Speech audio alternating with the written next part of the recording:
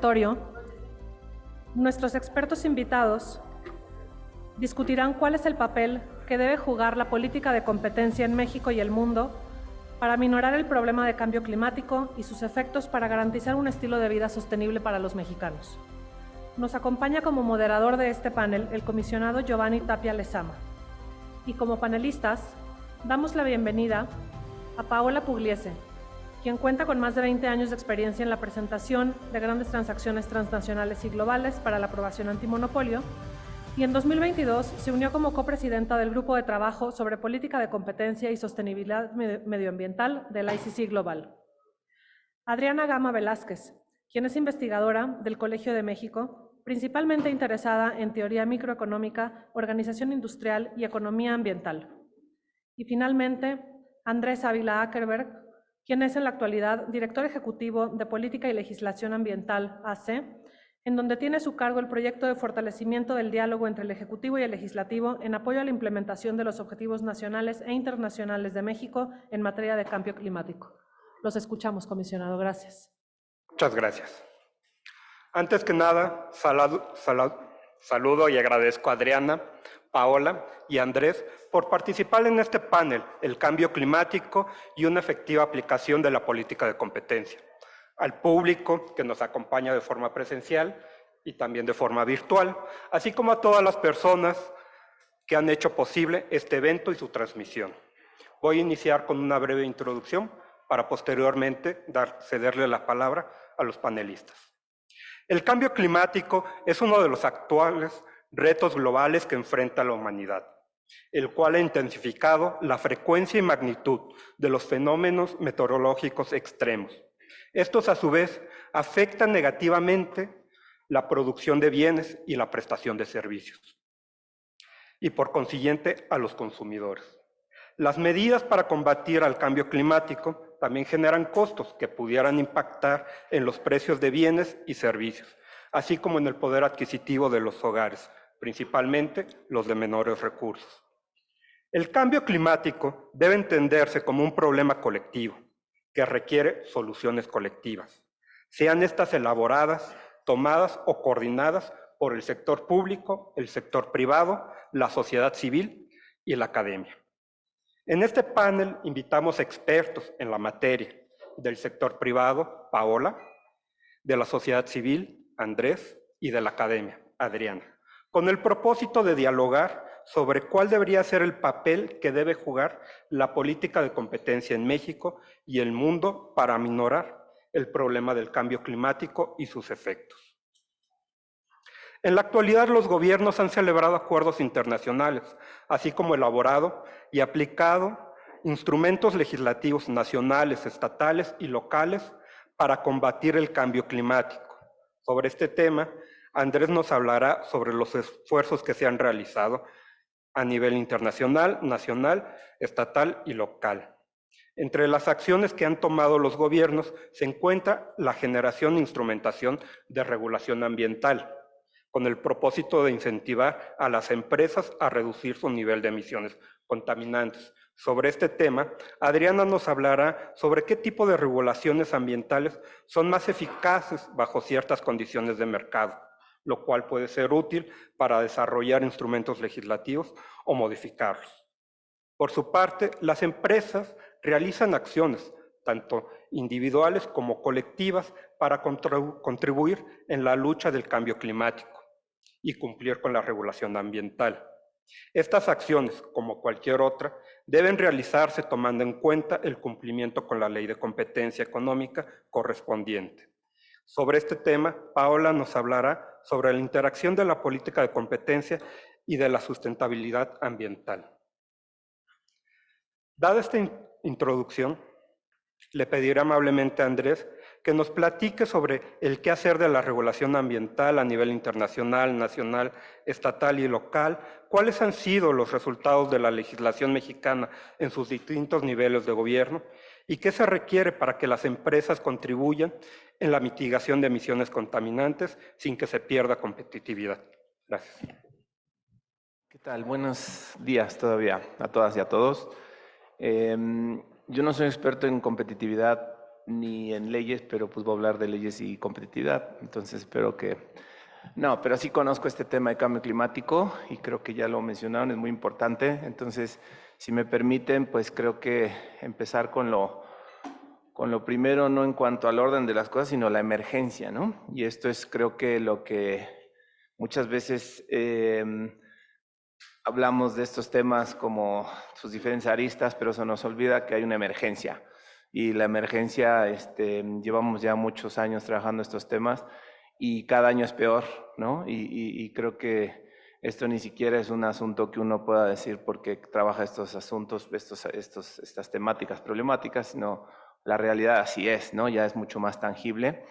Por eso, pues cada vez es más frecuente hablar de cambio climático como un tema de seguridad nacional, es decir, como la prioridad más alta, ¿no? A nivel estatal, y no porque simplemente queremos catalogarlo en ese sentido, sino por las implicaciones que tiene en todos sentidos, en nivel social, económico, obviamente político, inestabilidades, escasez, etcétera, ¿no? Entonces creo que ese punto de partida es importante para entender dónde estamos cuando hablamos de cambio climático.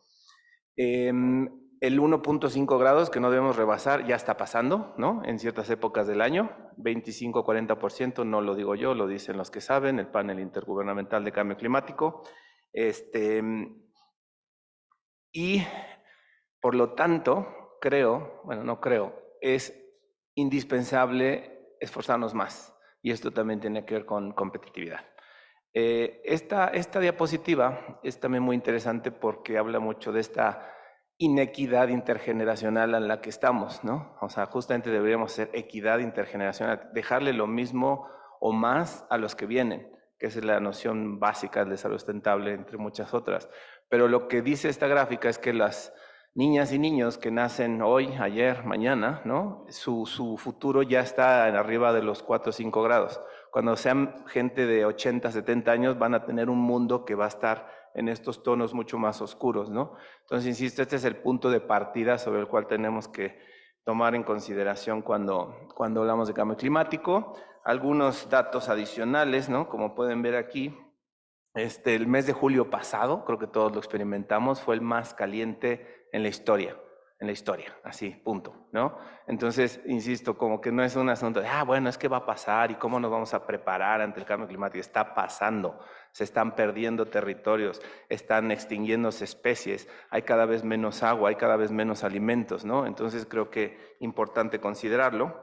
Y bueno, estas frases que recientemente, el último párrafo que está ahí en esta diapositiva, que señala Naciones Unidas que la era del calentamiento global ha terminado, la era de la ebullición global, ¿sí?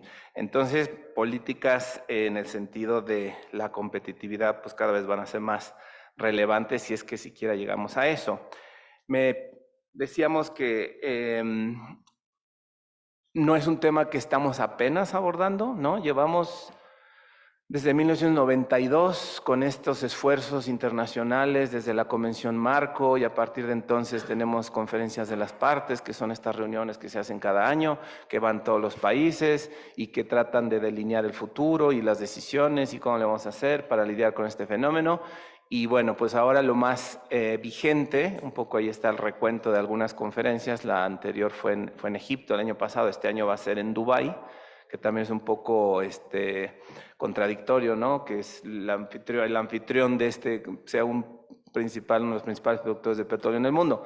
Pero el Acuerdo de París es el que ahora regula, ¿no? A nivel internacional todo este asunto del cambio climático. Desde 2015, recordarán, pues en su momento Estados Unidos lo firmó, luego se salió con Trump y luego ya regresó con Biden. Eso también es algo importante. El Acuerdo de París es muy importante porque a diferencia de sus predecesores ya incorpora las voluntades, las contribuciones de los países en desarrollo, como China, ¿no? Que siempre se le ha dicho que ¿por qué no está China? China está ahí, ¿no? Nada más que China, en esta noción del cambio climático, está considerado como un país en desarrollo. No es un país desarrollado, por lo tanto, las metas que tiene China, como México, como Brasil, Indonesia, Sudáfrica, son metas que no son absolutas, son relativas, ¿no? Eso es todo un tema muy interesante. Es decir, su reducción de emisiones no es sobre un total, sobre un absoluto, sino es sobre una tendencia, ¿no? Y eso es lo que se llama estas diferencias. Entonces, eventos han habido y lo que tiene París ahora y eso creo que es como el referente hacia donde la misma competitividad, hacia donde el desarrollo tiene que apuntar, es a no superar 1.5 grados centígrados. Bueno, 2 grados, idealmente 1.5 grados centígrados. Eso es lo que el mundo no debe hacer, superar esa temperatura. Lo interesante aquí es que ya hay una resignación de que va y está habiendo un aumento de la temperatura. El asunto es que si superamos esos 2, ya va a haber efectos que no son reversibles. Y eso es lo que hace tan importante. Estamos muy cerca, estamos en 1.4, ¿sí? 1.5, como decíamos, en ciertas épocas del año por cuestiones atmosféricas, no me pregunten eso, pero en realidad el tema es ese, ¿no? Y las maneras en que nos desarrollamos tienen que ir en ese sentido. Entonces les decía, del Acuerdo de París, además de estas metas, los países, cada uno de los países que deciden adherirse al Acuerdo de París, lo hacen o lo hicieron sometiendo sus contribuciones nacionales determinadas, en inglés NDCs, que son estas ofertas, estas contribuciones que cada país decide de manera propia. Es por eso que dicen que el Acuerdo de París es un acuerdo de abajo hacia arriba, bottom up, no como el Kioto y la Convención que eran de arriba hacia abajo, que se imponía una decisión y entonces ya le permeaba a todos. París no, París cada quien dijo, yo estoy dispuesto a hacer tanto, ¿no? Entonces los países desarrollados, los países en desarrollo, pero todos, ahí sí, a diferencia de otros instrumentos, todos. México, por ejemplo, primer país en desarrollo en firmar y en adherirse al Acuerdo de París, hace una oferta, una contribución nacional determinada de 22%, ¿sí? De reducción de emisiones al 2030, sobre una tendencia, ¿sí? Y aquí, por ejemplo, les puedo señalar que por mucho tiempo pues, se pidió desde la sociedad civil que México subiera su ambición, ¿no? La ambición, ¿por qué? Porque a pesar de que es muy bienvenido ese 22% por mucho poco que sea, los datos, el acumulado a nivel global, no da para esa meta del 2%, 2 grados centígrados. Entonces, todos los países se les exhorta a que suban su nivel de ambición para que pues, el esfuerzo sí logre el objetivo. Y por algunos años esto no sucedía y México, afortunadamente, el año pasado, en la Conferencia de las Partes que celebró en Sharm el Sheikh, en Egipto, subió su ambición de 22 a 35% su reducción de emisiones, ¿sí? ¿Por qué es importante para la competitividad? Por todas las implicaciones que esto va a tener pues, en nuestro modo de desarrollarnos, en la producción. Entonces, por ejemplo, ¿qué sectores tienen que hacer esta contribución? Pues ese es mucho el trabajo que todavía se está haciendo en realidad y que todavía no hay del todo claridad. Pero los 8 sectores que tienen que mostrar de alguna manera que están contribuyendo con este compromiso son los que están ahí en la diapositiva. USCUS es uso de suelo, es el tema forestal, el tema de cambio de uso de suelo y silvicultura, que ese es muy importante porque también, por ejemplo, ahí tenemos pues no solo mantener nuestros ecosistemas forestales, sino también ya están trabajándose mucho estos famosos mercados voluntarios, que no sé si se han escuchado, que simplemente hay empresas que pues precisamente para poder seguir emitiendo gas de efecto invernadero, pues para compensar sus emisiones pagan a los poseedores de los terrenos forestales para que mantengan sus terrenos forestales. Transacciones privadas, ¿no? Que pueden ser muy útiles soluciones de mercado para este gran problema, pero tienen también detalles que la poca regulación y luego pues ahí en México es un tema muy importante. Obviamente está el sector energía, transporte, los más importantes emisores en México y todo lo que se necesitará hacer en transporte pues es dejar de usar la combustión, ¿no? Y tender más a la electromovilidad. No es nada en contra de nadie, es la realidad. Lo que tenemos que dejar es de usar combustibles fósiles, ¿no? Y eso obviamente tendrá un impacto en la competitividad. Industria igual, ¿no? Todos estos sectores que pueden hacer mucho más, también la eficiencia energética es un factor muy importante en este sentido. Residuos, petróleo, gas, esos son los 8 sectores. Es un documento que es público y que se puede consultar, pero insisto, falta el desglose, ¿no? Falta como por sector, cuánto va a ser cada sector, etcétera. Pero esa es nuestra meta como país, ¿no? Entonces, el país ya se comprometió, ya esto es ante la sociedad internacional lo que tenemos que trabajar.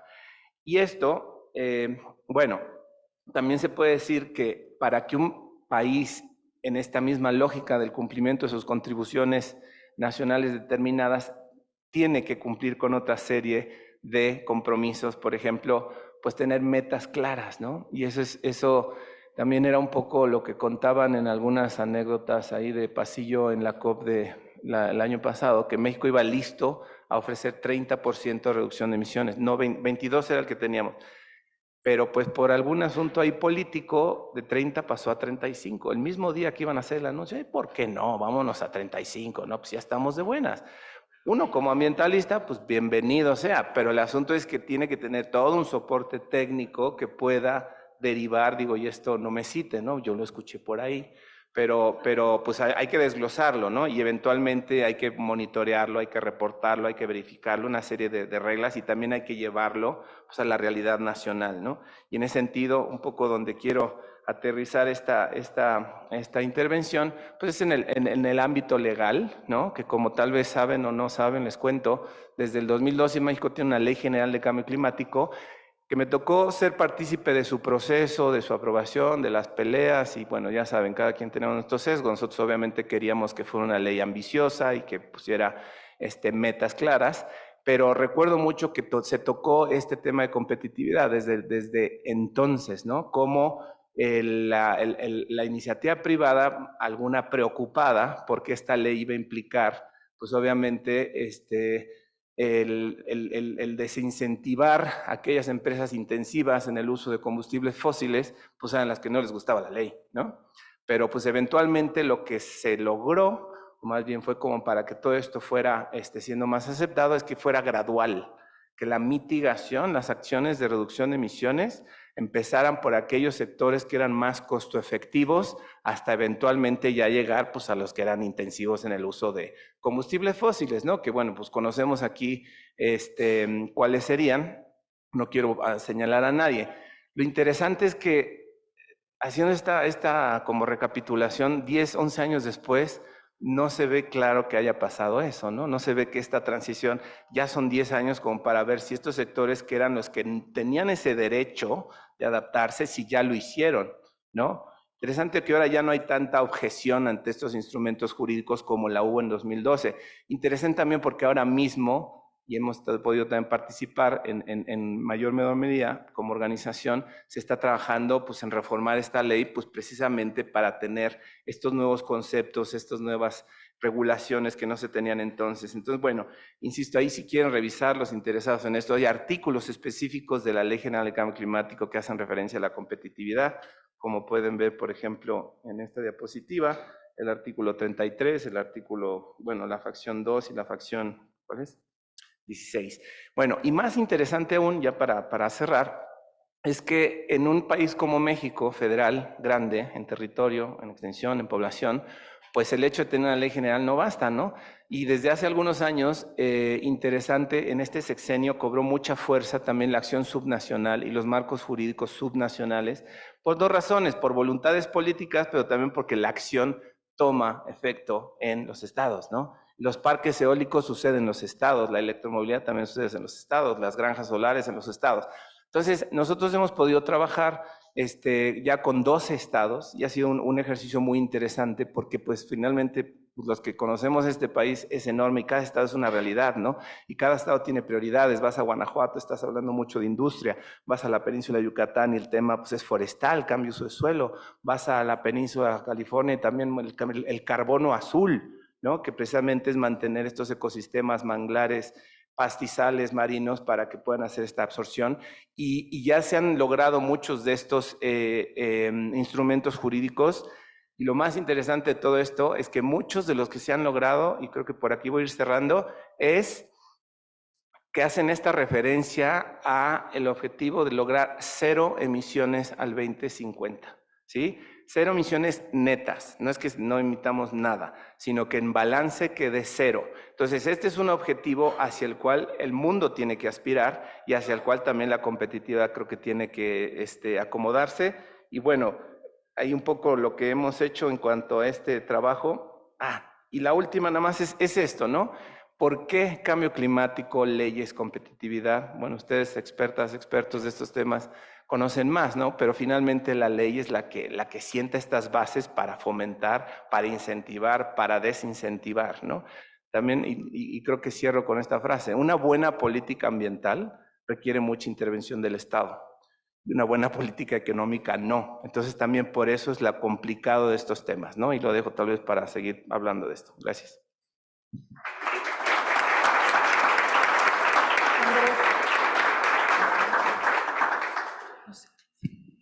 Muchas gracias, Andrés. A continuación le voy a pedir a Adriana que nos platique sobre cómo el grado de competencia en los mercados incentiva a las empresas a adoptar nuevas tecnologías que permitan reducir emisiones contaminantes. ¿Qué desafíos se podrían enfrentar a la hora de balancear la regulación ambiental y la política de competencia económica? ¿Y cómo se podrían superar dichos desafíos? Gracias, Joan. Muchas gracias por la invitación. La verdad que me alegra mucho estar aquí discutiendo estos temas tan relevantes, ¿no?, para México y el mundo. Bueno, también felicidades a COFESE por su aniversario y por la labor tan importante que hacen, ¿no? Entonces, sí, como ya adelantó Giovanni, pues yo voy a hablar desde el punto de vista de la academia, pero bueno, igual temas muy ligados con lo que Andrés acaba de hablar, ¿no? O sea, los países se han comprometido a disminuir emisiones para que disminuya la temperatura, entonces, ¿cómo se van a lograr estos objetivos que no le van a gustar, ¿no?, a la iniciativa privada, quizás? Entonces, quiero empezar hablando de este libro de Obodenko, que él hace un estudio de diferentes industrias, tanto en competencia perfecta como en competencia imperfecta. Por ejemplo, compara los vuelos comerciales con los vuelos de transporte, etcétera. No solo eso, sino muchas de las industrias que mencionó Andrés, por ejemplo, productos agrícolas, productos industriales que dañan la capa de ozono. Y comparó ciertas regulaciones, cómo es la demanda, cómo reaccionan los precios, etcétera, cómo reaccionan los consumidores ante estos cambios de precios. Y entonces él concluye que para el ambiente es mejor regular oligopolios que mercados competitivos, ¿no? En principio, es decir, hay que poner mucha atención en los oligopolios. En principio, los oligopolios son quienes causan más emisiones. Y otra razón muy importante es que los oligopolios tienen más flexibilidad para modificar su comportamiento, ¿no? Entonces, dada la regulación ambiental, ellos pueden modificar sus procesos de producción y también tienen recursos para invertir y desarrollar nuevas tecnologías, ya sea para limpiar las emisiones o bien para, desde el principio, producir de manera más limpia, ¿no? Entonces, esto quizás pueda ser contraintuitivo para algunos porque, bueno, los oligopolios, por ejemplo, podemos pensar en una multinacional, en general tienen mucho poder de negociación con los políticos, entonces podríamos pensar que es más difícil regularlos, ¿no?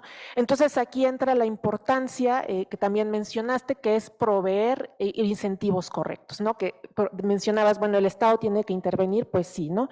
Entonces el regulador debe de ser un facilitador que estudie los incentivos de manera que las firmas sí reduzcan sus emisiones, ¿no? Entonces, si el regulador trata de regular empresas pequeñas que están en competencia perfecta, pues quizás estas empresas no van a tener la capacidad de cumplir con la regulación, ¿no? Entonces, ¿qué tiene que hacer? ¿Cuál es el papel del regulador ambiental? Bueno, pues aportar los incentivos correctos, ¿no? Para regular estos oligopolios a través de subsidios o impuestos o estándares de los que voy a hablar más adelante, pero hay que tener cuidado con con los efectos secundarios que pueda llegar a tener, ¿no? Por ejemplo, una preocupación importante aquí para COFESE sería si no se disminuye la competencia, ¿no? Cuando hay más regulación, esto puede hacer que sea más difícil la entrada de competidores. ¿Por qué? Porque se vuelve más costoso entrar. Quizás las firmas necesitan adquirir nueva tecnología que sea más limpia que la regulación solicita, o bien puede ser costoso también, no solo en dinero, en inversión, sino también en tiempo, ¿no? Porque quizás hay que tramitar permisos que van a llevar tiempo y que no va a poder operar la firma tan rápido como quisiera, ¿no? Entonces, este es digamos, un efecto indeseable para la competencia que podría surgir de manera natural. Otra es que los incumbentes podrían desalentar, ¿no? Podrían desalentar la entrada, podrían poner barreras a la entrada de manera intencional, pueden cambiar su comportamiento para que no haya entrada, ¿no? Entonces, bueno, es muy importante cuidar la competencia. Y otra cosa que hay que cuidar, que está documentado, es que ciertas regulaciones estrictas, en vez de tener buenos efectos, buenos resultados, podrían desalentar las innovaciones. Bueno, entonces ahora voy a hablar de ciertos instrumentos de regulación ambiental, que es, digamos, la literatura es muy extensa, pero yo he trabajado más con estos instrumentos.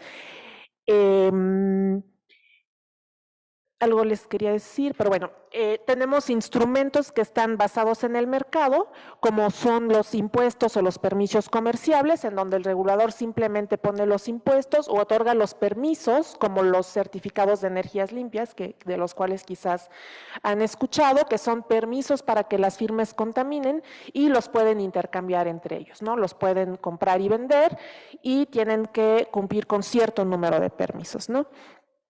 También hay aquellos de comando y control que se llaman así porque el regulador ya no pone instrumentos para que, digamos, el mercado dé el resultado, sino que el regulador dice exactamente cuántas emisiones pueden mandar las firmas al ambiente, ¿no?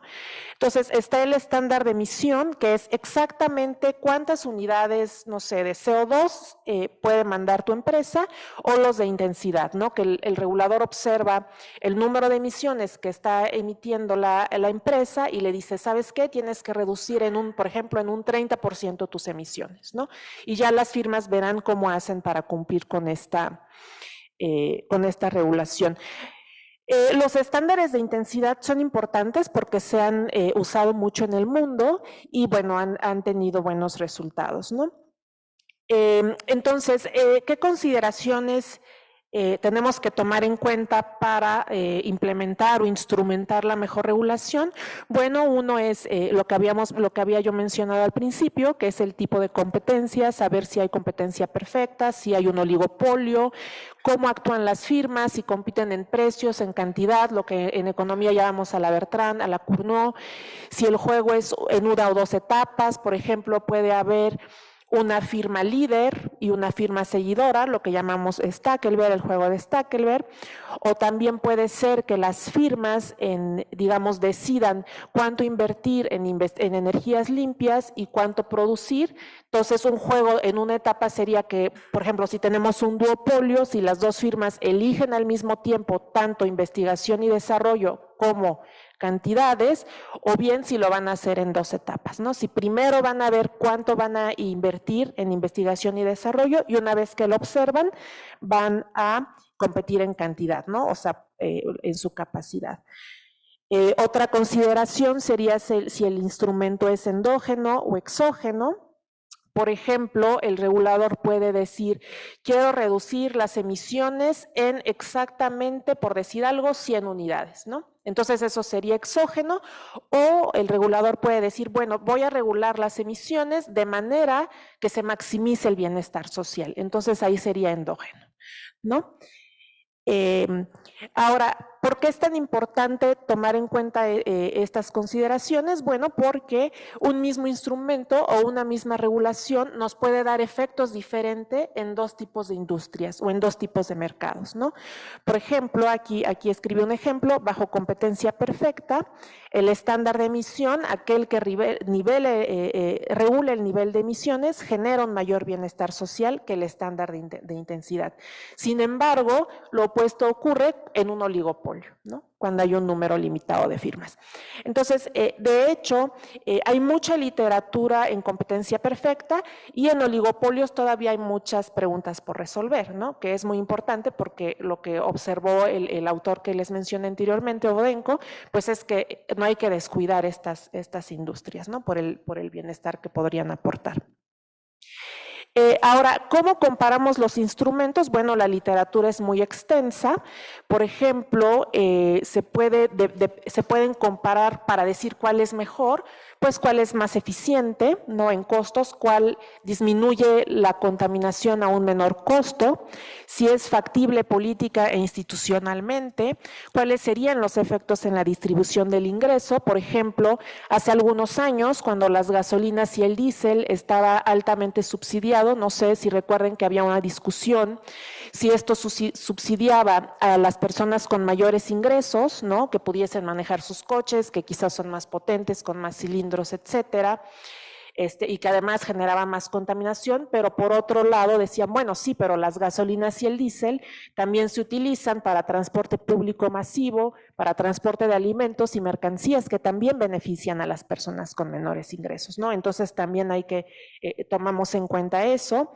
Si es fácil de monitorear un instrumento, si lo ponemos y luego no podemos saber qué pasa, pues no sirve tanto, su instrumentación y su administración. Si hay otros impuestos, algunos querrán más impuestos, otros menos impuestos, qué incentivos da la innovación y bueno, lo que nos compete aquí, la competencia, ¿no? Lo que habíamos dicho, que no se generen barreras a la entrada, que no se desincentive la entrada de nuevas firmas y que no genere incentivos, por ejemplo, a las concentraciones, ¿no? A las colusiones. Entonces, ¿qué variables de interés nosotros observamos y podemos analizar? Pues al modelar estos instrumentos, pues sería la producción. Recuerden que la producción está directamente relacionada con el precio, bueno, a mayor producción, menor precio. Entonces, un instrumento que genera mayor producción nos daría un menor precio, digamos, disminuiría ese margen, ¿no? de ganancia para las firmas, reduce el costo, el precio que lo hace más competitivo, que beneficia a los consumidores. También observamos la inversión en investigación y desarrollo, ya sea para limpiar emisiones, por ejemplo, poner unos filtros o generar tecnologías limpias, ¿no? Como generar electricidad con agua, con aire, con sol, en vez de con carbón o combustibles fósiles en general. Podemos revisar el bienestar o excedente del consumidor, el excedente del productor, el bienestar social, tomado como la suma del bienestar del consumidor y del productor, y también las emisiones finales, ¿no? Como les decía, el regulador puede decir exactamente cuántas emisiones quiere reducir, pero a lo mejor le interesa más el consumidor o no afectar a las clases con menores ingresos, entonces, bueno, ahí veríamos cuál serían las emisiones que quedan al final. Y bueno, por último quiero hablar sobre la innovación. Digamos, aquí lo mismo, o sea, es muy importante ver las características de la industria, las características del mercado, porque un mismo instrumento nos puede dar diferentes resultados. Por ejemplo, si vamos a invertir en una tecnología de abatimiento, como les decía, por ejemplo, un filtro, ¿no? Que filtre que reduzca las emisiones. Si tenemos un juego en una etapa en donde por ejemplo, todas las firmas, o si tenemos dos firmas, deciden investigación y desarrollo y cantidad o capacidad al mismo tiempo, entonces el estándar de intensidad genera más inversión en investigación y desarrollo y menores precios, porque en este juego las firmas tienen que competir más agresivamente, ¿no?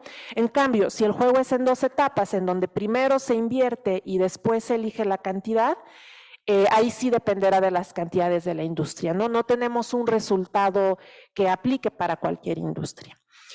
En cuanto a la adopción de tecnologías limpias, bueno, como mencioné al principio, una regulación más estricta, por ejemplo, un impuesto mayor, menores permisos comerciables o un menor estándar de emisión, es decir, que se vayan permitiendo cada vez menores emisiones, no necesariamente fomenta la adopción de tecnologías limpias. Entonces, esto hay que tener cuidado, porque esto está documentado tanto en competencia perfecta como en competencia imperfecta. Y bueno, finalmente también hay un estudiante de doctorado en el Colmex estudiando los incentivos que proporcionaron los certificados de energía limpia, ¿no? Que la CRE daba para los que vendieran la electricidad, tenían que cumplir con cierta cantidad y que recibían cada que compraban energía verde, ¿no? Entonces, la pregunta de ella es si efectivamente estos certificados desplazan el uso de combustibles fósiles en la generación de electricidad, y la respuesta es que sí. ¿no? Que sí, bajo ciertas características, no podemos decir sí en general, bajo ciertas características de la industria. Entonces, digamos, resumiendo de esta plática, lo que quiero decir es que es muy importante que, digamos, haya una cooperación entre los reguladores y entre los que conocen los mercados para estudiar exactamente qué mercado se quiere regular y entonces sí hacer una propuesta de cuál será el mejor instrumento, ¿no? Porque como hemos visto, los instrumentos tienen diferentes resultados en diferentes mercados. Entonces no podemos generalizar y decir, bueno, el mejor es un impuesto o un subsidio, ¿no? Entonces, bueno, muchas gracias, con esto termino. Muchas gracias.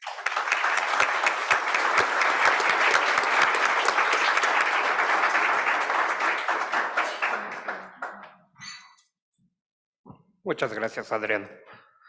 Enseguida le solicito amablemente a Paola que nos platique sobre cómo percibe la relación entre política de competencia y sustentabilidad ambiental, qué medidas recomienda a las autoridades de competencia para que la aplicación de la ley de competencia no implique una barrera a la realización de acuerdos y actos cuyo objeto y efecto sean los de combatir el cambio climático y no de dañar la competencia, y en qué medida es necesario que las autoridades de competencia de distintas jurisdicciones se coordinen y cooperen para evitar edificar dichas barreras.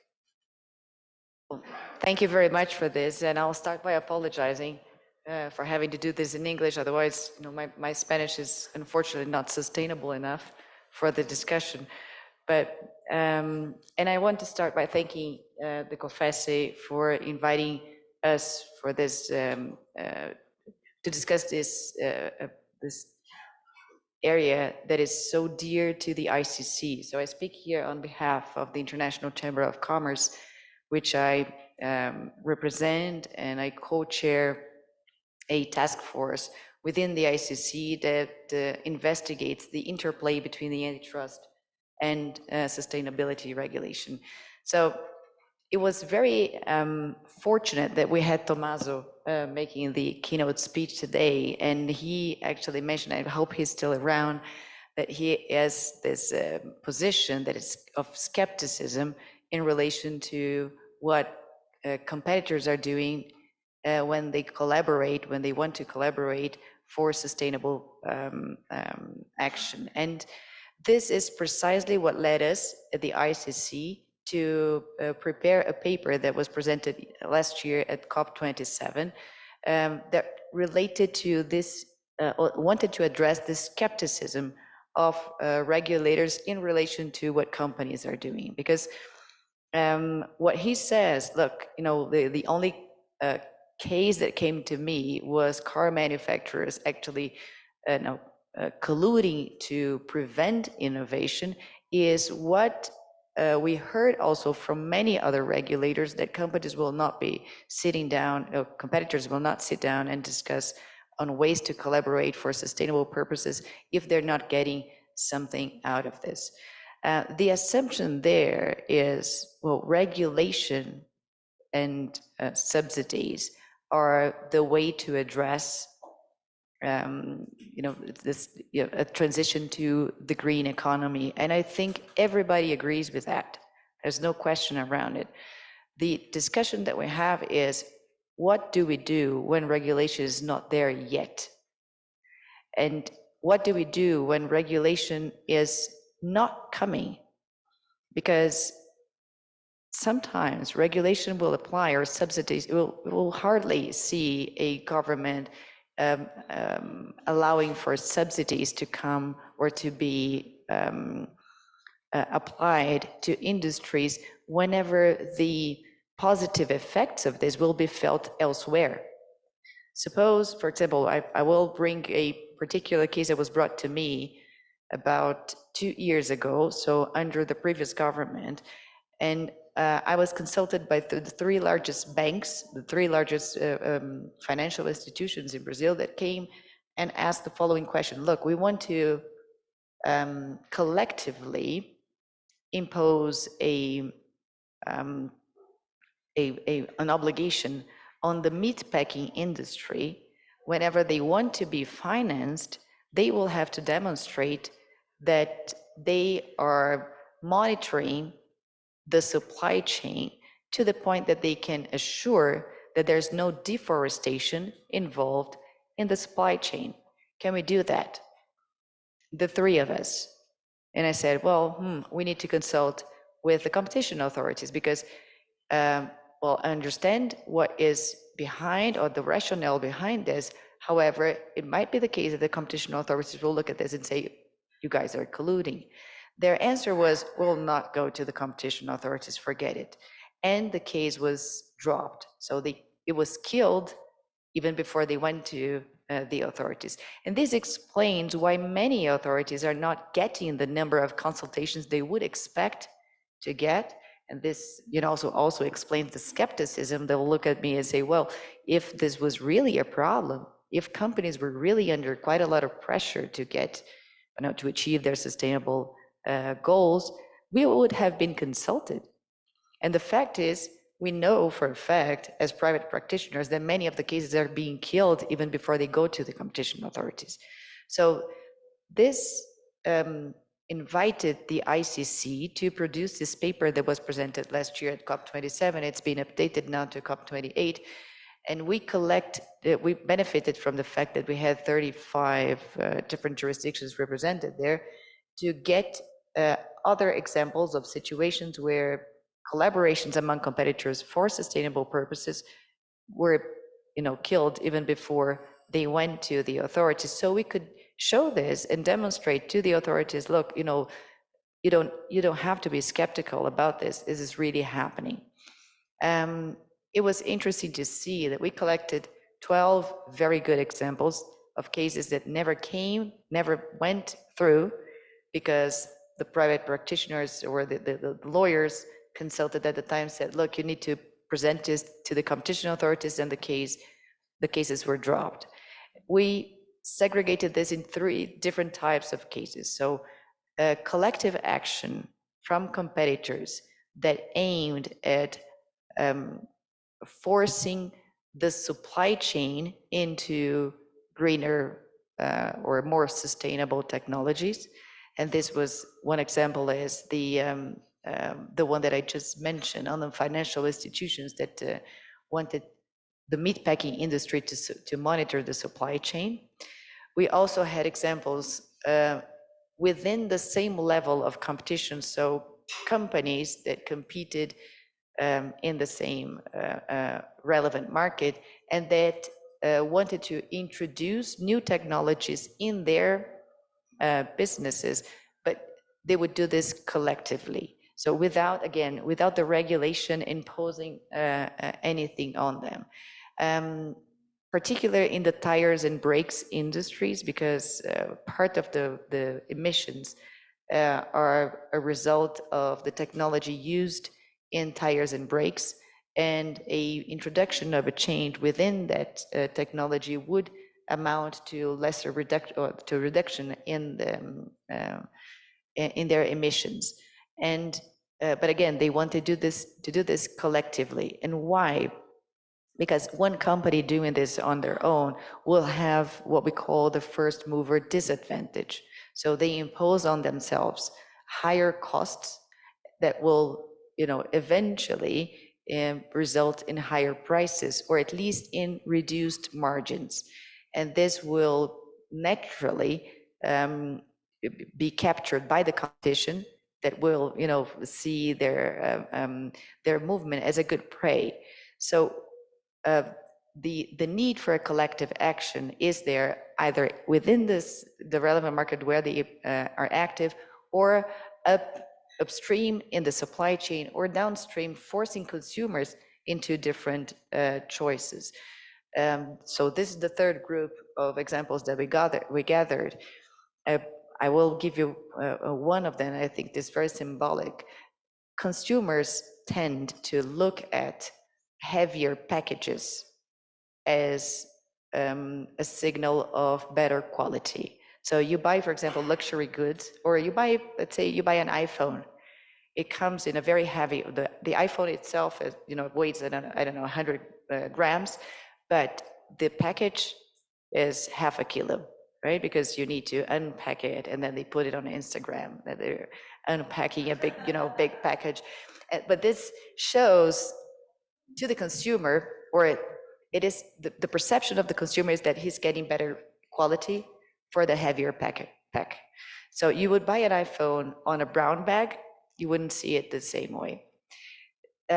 The luxury goods, I mean, it's a different industry, but luxury goods manufacturers have gathered within the trade association and discussed the possibility of reducing the weight of their packs or the packages. And so this would benefit, obviously, the industry itself, but will force consumers into different choices. And then, so this was also discussed within them, and the case was killed even before it went to the authorities because the companies were advised to search for competition comfort.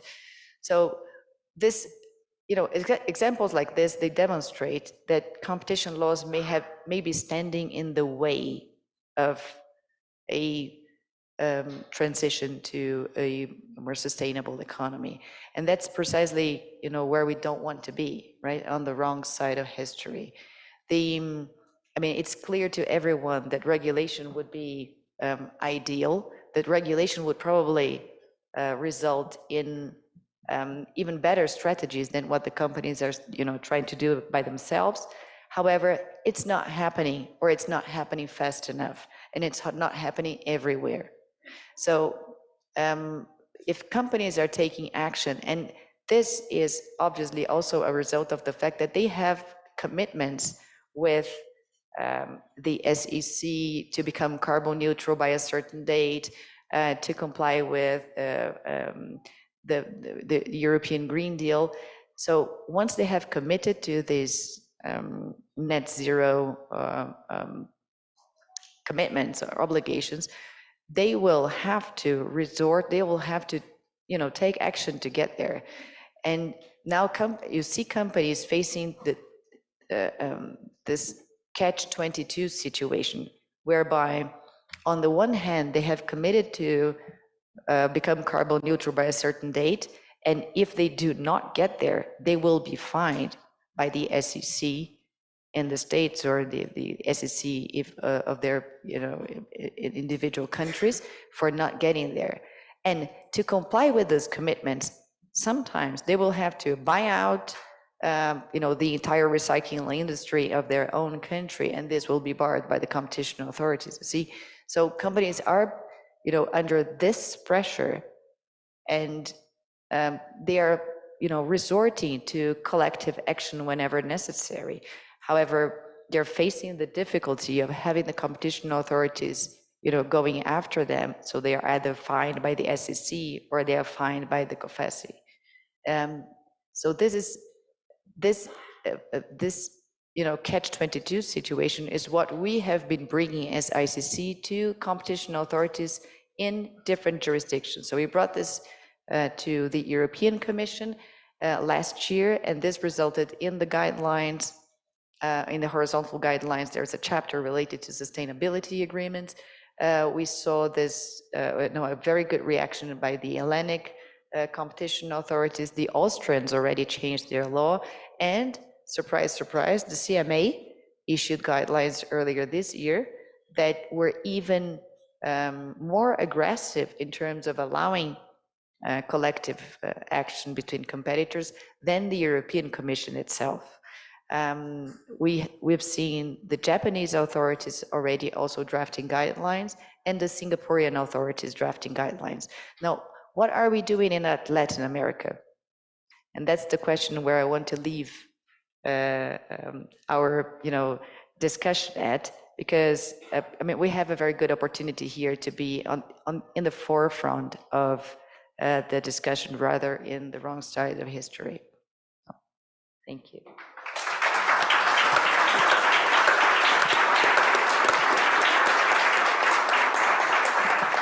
Muchas gracias, Paula. A continuación, vamos a iniciar con la sesión de preguntas y respuestas. Yo voy a iniciar con una pregunta general para los tres, en la cual voy a hacer especificaciones para cada uno. La pregunta general es, ¿cuál debería ser el papel de la autoridad de competencia para contribuir con el objetivo de fortalecer las acciones encaminadas a combatir el cambio climático? En particular, me gustaría iniciar con Paola. Además de los guidelines, ¿qué otras recomendaciones harías? Y más un tema de aplicación, también el tema de abogacía. ¿Cómo la autoridad de competencia puede ayudar con abogacía en el tema de regulación e incluso de la legislación?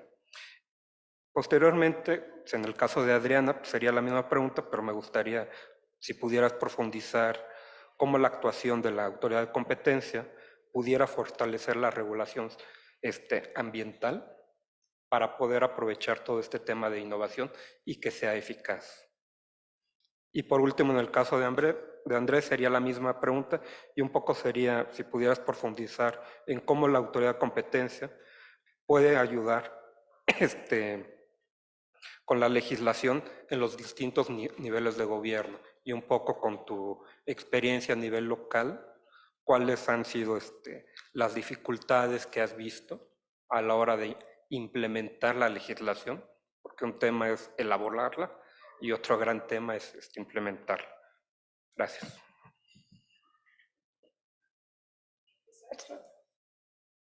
Okay, good. So business needs guidance. They don't know what to do. The lawyers don't know how to advise. So what can competition authorities do? Guidelines, that's the obvious, the most obvious answer, but not always that, not only that, I think an open door policy will be very much welcome because, I mean, you will never exhaust the discussion through the guidelines. Companies need to be comfortable in coming before the competition authorities and ask the questions without, risking being investigated afterwards. So I think basically the most, hear what the companies have to say and, give them the comfort, necessary comfort to, pursue those sustainability goals without running the risk of being investigated. I think that's the answer, let's say, that we have been seeing in different other jurisdictions as well.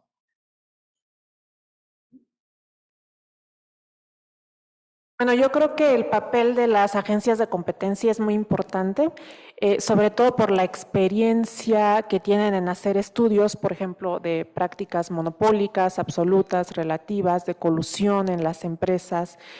Entonces, yo creo que toda esta experiencia debería de complementarse con las de las comisiones reguladoras, ¿no? Porque ya tienen idea de cómo se comportan los mercados, de cómo se conforma la industria y entonces podrían buscar un instrumento que sea mejor y que fomente la innovación, ¿no? Y que no genere estas barreras a la entrada, que no genere estas prácticas colusivas. Como decían en el conversatorio anterior, bueno, obtener datos siempre es muy importante, ¿no? Que los datos sean precisos para también tener nosotros estudios y mejores guías de cómo han resultado las regulaciones. Y creo que esto también puede obtenerse a través de la colaboración entre agencias, que a lo mejor algunos pueden tener ciertos datos que otras no, ¿no? O pedir a empresas ciertos datos que otras no puedan obtener.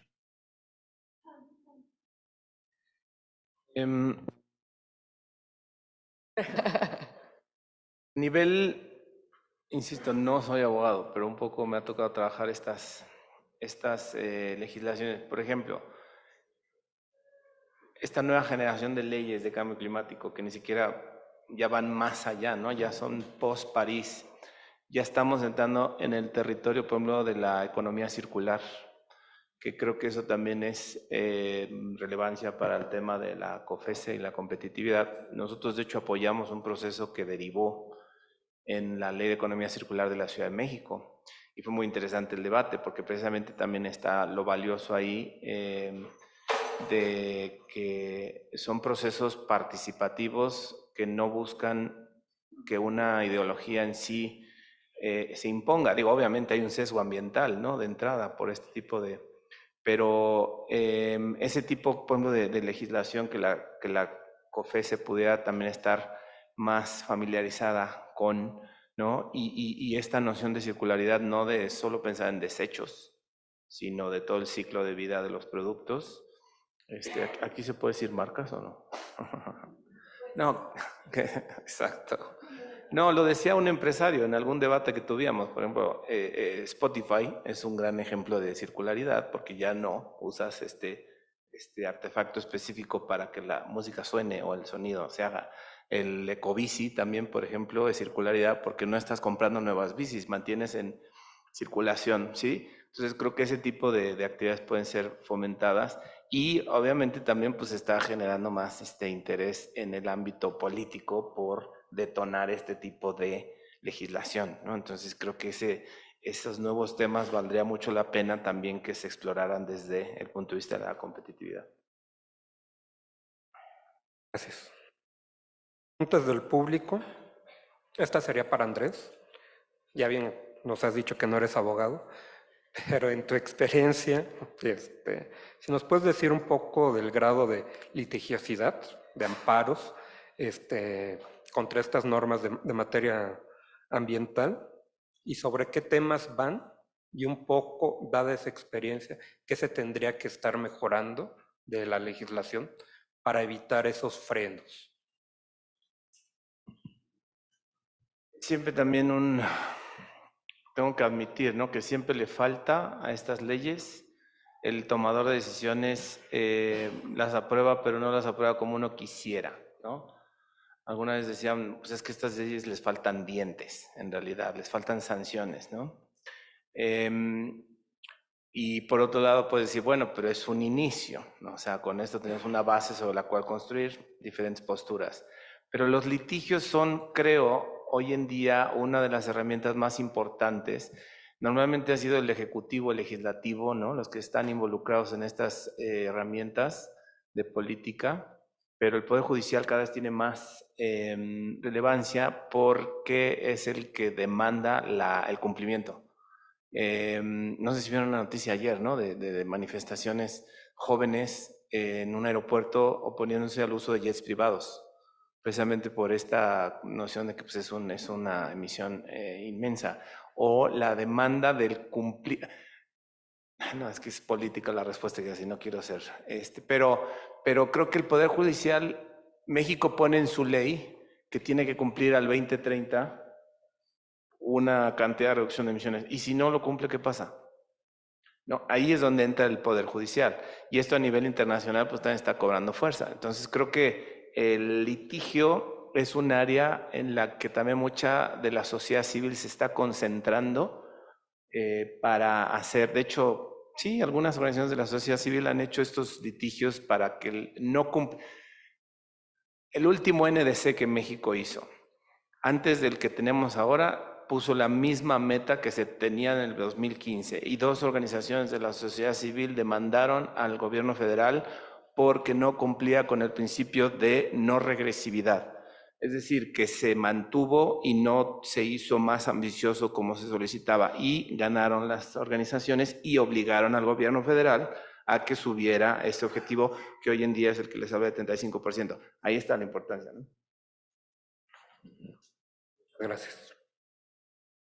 Siguiente pregunta es para Adriana, que es un poco más para profundizar tema que ya habías platicado. La pregunta es, ¿cómo podría la política de competencia influir en la adopción de tecnologías menos contaminantes en mercados oligopólicos, que son los más comunes, bajo los diferentes tipos de regulación ambiental? Y un poco considerando un poco la experiencia de México, que la más sonada es la de los certificados de energías limpias que también habías mencionado, un poco las otras variantes que se pudieran implementar a tu juicio. Bueno, yo creo que es más o menos lo que dije anteriormente. O sea, yo creo que tomar ventaja de estos estudios que se han hecho también de bienestar, de daño, ¿no? Como tratar de de demostrar con estudios si la innovación va a ser buena para el bienestar al final de cuentas, ¿no? Y entonces demostrar las ganancias que hay al fomentar que las firmas adopten nuevas tecnologías, ¿no? Yo creo que en este sentido también tiene con la experiencia que tiene, también tiene la capacidad de proponer cómo funcionen los permisos, ¿no? Estos permisos comerciables para ver qué efectos podrían tener en el desplazamiento hacia tecnologías limpias, ¿no? Porque sí podría ser que a lo mejor una política no funcione para lo que fue diseñada, ¿no? En este caso, para no adoptar tecnologías limpias. Entonces, creo que con la experiencia que se tiene, aquí se podrían hacer, digamos, estudios más profundos que justifiquen la implementación y quizás los costos, ¿no?, de implementación de alguna nueva regulación. Muchas gracias. Tengo otra pregunta, pero ahora para Paula. Un poco, seguimiento un poco con lo de Adriana, la participación de las empresas privadas, y redondeando un poco también con Andrés, la urgencia y hasta cierto punto el escepticismo que existe de la cooperación de las empresas. Y un poco también lo plantea esta Adriana, la necesidad de tener información para poder caracterizar y poder evaluar de mejor manera la regulación o qué regulación se quiere implementar. Entonces, un poco dado este contexto, ¿en qué medida también las empresas tienen esa disposición para apoyar, digamos, sustentar la solicitud de los guidelines, para también facilitar la información, para quitar ese escepticismo y también para otorgar mayor información para poder tomar una solución rápida y que sea la más eficaz? I think companies are very much willing to cooperate to get better regulation because I think what they're doing when they step forward and collaborate is whenever they are also skeptical about the possibility of getting regulation in time or in enough time to transition into the green economy. So I see companies going quite a lot to trade associations to try to get, self-regulation whenever regulation is not there. So the interaction between the trade regulations and the regulative bodies, agencies that will eventually also, somehow regulate the market is crucial.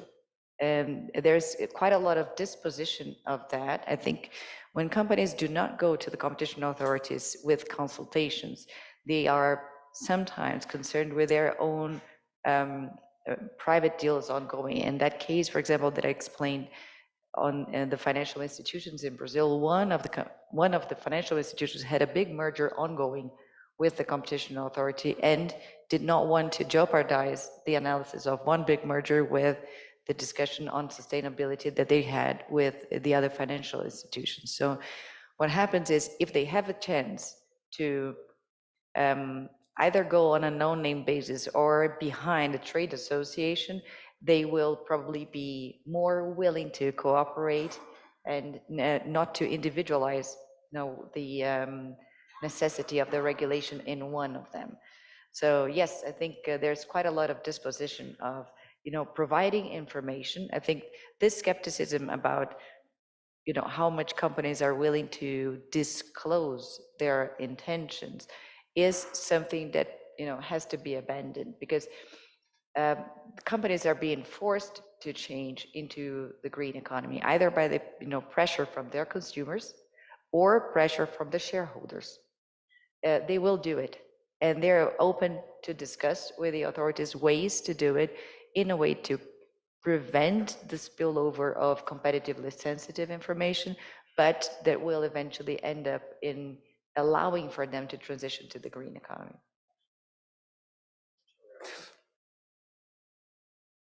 Para cerrar un poco de las ideas y recapitulando y un poco de lo que se lleva un poco la comisión, de los principales mensajes es el cambio climático urge.